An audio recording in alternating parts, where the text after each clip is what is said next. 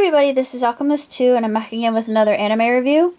I just recently watched a very short anime called Super Lovers, and of course we've got Ren sitting in Haru's lap, and I like the opening. The opening's really pretty, the closing's really absolutely beautiful. I like the music.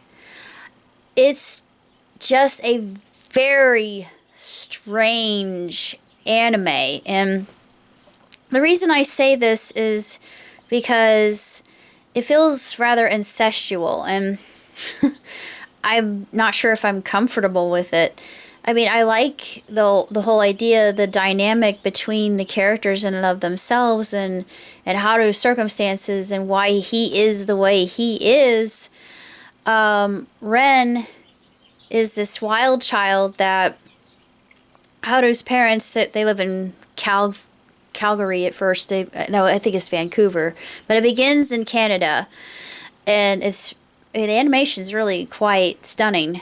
It's nothing short of incredible, and they use a lot of CGI effect to give it a sparkle, which I like. I enjoyed that, and the attention to details there. But it's so weird, and I'm not a this is a very challenging anime to talk about. I mean, it talks about the whole idea of wrestling with identity and sexual identity at that, and I think it's all very interesting psychologically speaking, and I don't see any wrong with it. It just, that whole kind of relationship of brother, well, this takes brotherly love to a whole new level, and Ren is a child. Yeah, he acts like a middle-aged man, but still, he's a child, and just, to me, it seems rather perverse, and I thought there were a lot of sweet things about it, despite myself, but to me, I can honestly say that when it was over and that they were going to continue it, I thought, why?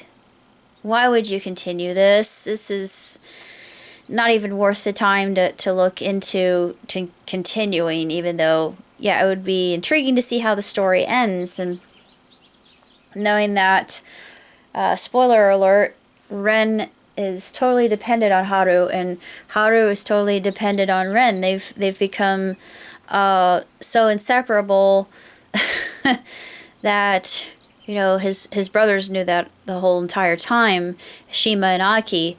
And what's so intriguing is Shima and Aki actually look up to Haru because he's their senior. But it's a very unusual, and I mean strange. I've seen a lot of things in my lifetime, but this comes across as just unusual and perverse in some sense, even though they don't go into the type of relief that that Ren receives when he comes to the epiphany of, this feels strange, my body's going through a change, why do I have these feelings toward my adoptive brother? And it's weird. I mean, I'm not saying it's wrong, and they even talk about that, and I appreciate the fact that it goes to that length, but I'm not really sure where to categorize this, how to grade it, or even what to call it, because it's very unusual, and it has a good message of adoption, and we learn near the end. I thought, why did you wait toward the end? Well, you wanted to make a continuation to Super Lovers. Okay, I understand that. That's the way to hook us as a viewer, you cruel bastards. But anyway, it's a very bizarre anime, and I can't really say there were some things I really liked about it, like the animation style I thought was really pretty.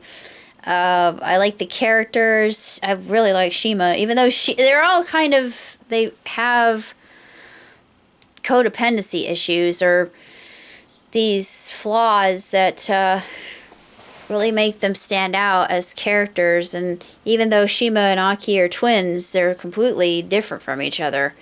And it's almost like they all have a Lolita complex of some sort. Like Shima seems to with Ai when he's tutoring her, and Aki gets on his case and saying, "Well, you can't go out and see her," and etc. It's just really, really, really weird, and I don't know what possessed me to buy it, but it looked interesting, and there are indicators of some shonenai, and it doesn't go into hentai.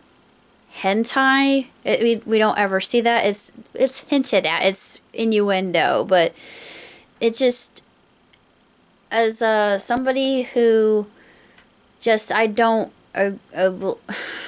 agree with a child having a thing for an adult. It just, ugh. I'm sorry, it repulses me. So I can't really say I enjoyed Super Lovers. It just doesn't sit well with me. But that's my honest review. And I watched it, and that's all I gotta say. So I really don't know what to grade it or how to even categorize it. That's it. Till next time, live long, prosper. Ciao, Tootsie.